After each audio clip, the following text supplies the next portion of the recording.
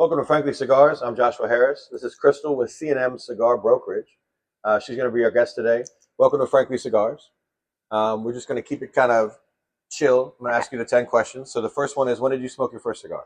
Oh, 15 years ago. Wow. Yeah, it was a Monte Cristo white. Okay. I think. I mean, you can claim it was a Cuban. I'm pretty sure that's years. exactly what it was. My ex-boyfriend worked at Tobacco Leaf in Jessup, Maryland, and he's the one that introduced me to cigars and told me I was never going to smoke a flavored cigar. So that's what he started me on. It's not a bad rule. It's not a bad rule to live by. It's not a bad rule.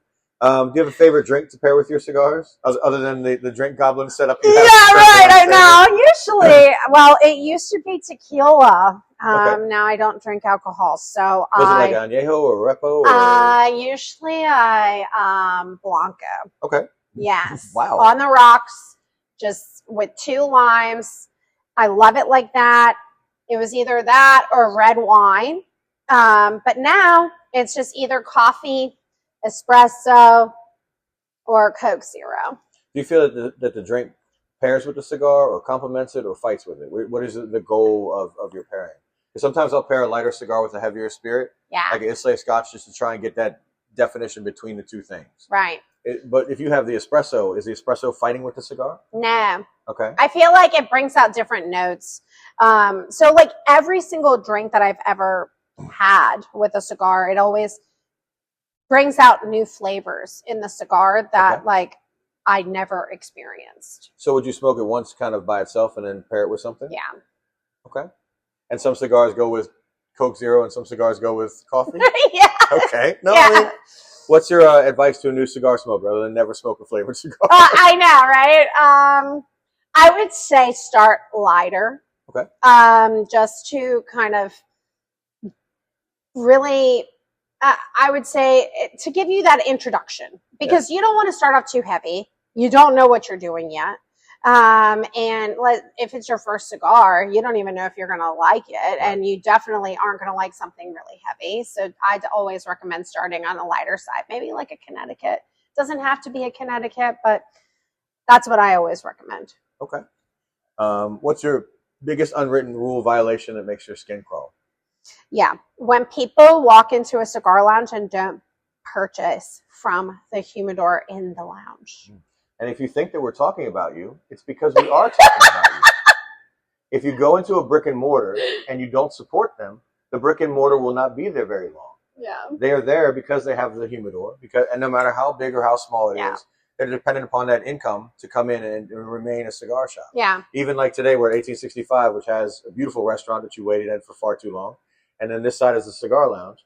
And you can support both sides. Even if you don't smoke and you come into a cigar lounge and you are smoking, then buy an additional drink. Yeah. Or buy a food pairing or whatever it is that they have there to keep that establishment kind of going. So, yeah, and if you're not familiar with the cigars that they carry, because not every cigar lounge is going to carry what you might like, you could always ask somebody that works there for a recommendation. Yeah. What is, speaking of that, what was the moment where you felt like a real cigar smoker? Where you've been in the industry for a while. Yes. You smoked your first cigar 15 years ago. Yes. You own your own brokerage. Yes. You've worked for various people and worked at shops.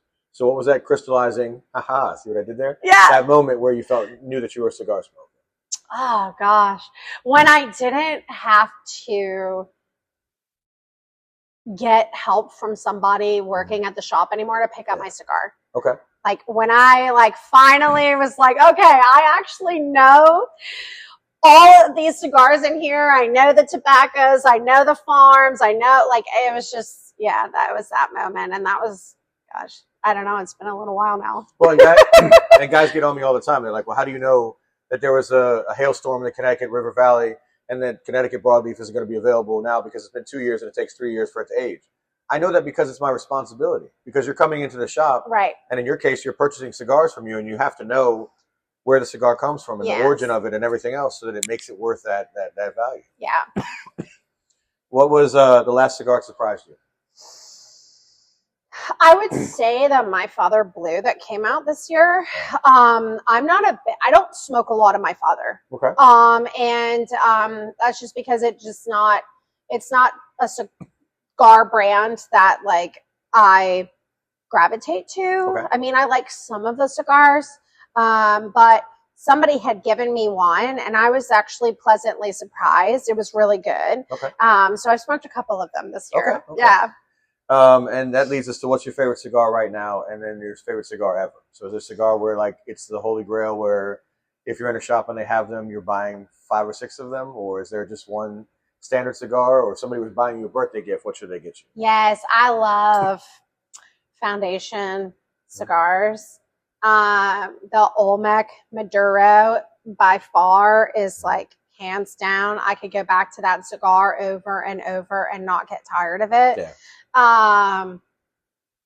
That would be like my top. Like, and does that take the top spot ever? Like that's over other cigars? yeah.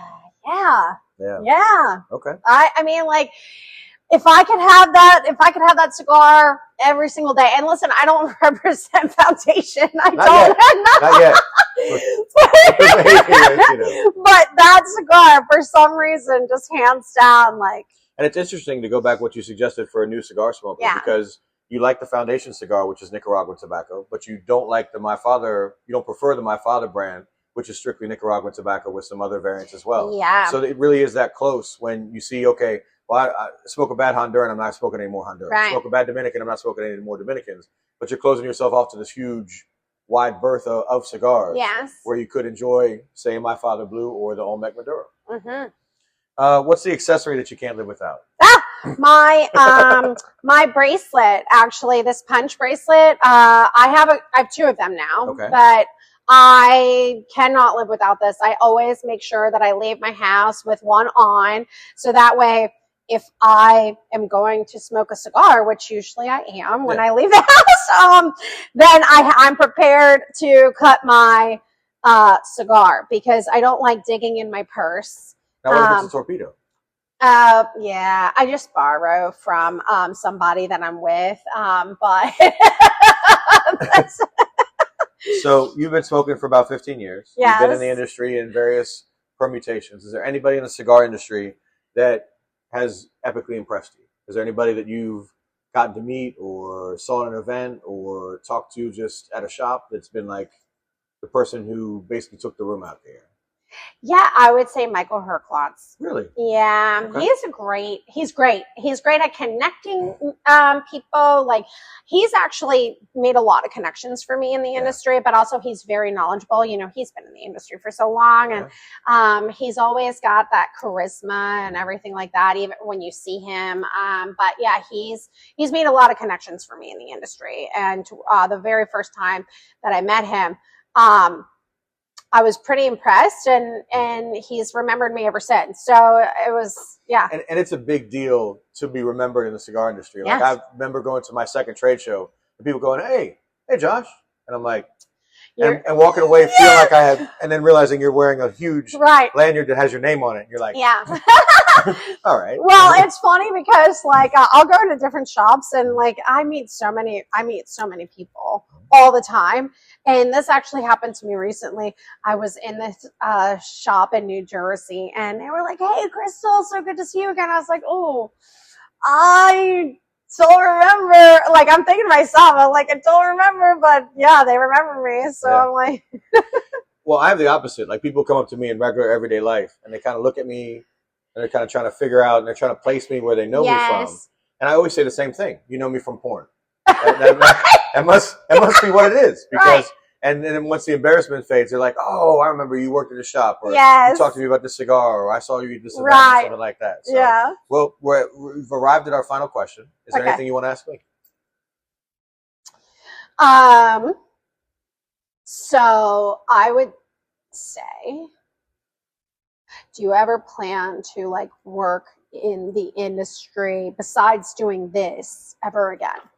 I would work in the industry again if the correct situation showed up. And I have some irons in the fire now with other elements of the industry that may come to fruition about things that people haven't done before, because that's the goal and the hardest thing to do in our industry. I always used to say the hardest thing to do is make a light cigar that tastes good. Yes. And the second hardest thing to do is to innovate something else. It's not a 3-in-1 at an event. It's not a 20% off of boxes, like that sort of thing. And you and I have been through that through our entire career. So I think that there's another way to do it that might be interesting to people. Yeah. And so we're kind of trying to follow that and still. So I wouldn't say never, but I'm really going to work at trying to make this avenue and this venue work. Yeah. And I think that it can be. I think that it can be successful as a visual record of people's growth through the industry. So I really do appreciate you sitting down with me today. Thank you. Yep. This has been Josh with Frankly Cigars with Crystal, owner of C&M Cigar Brokerage.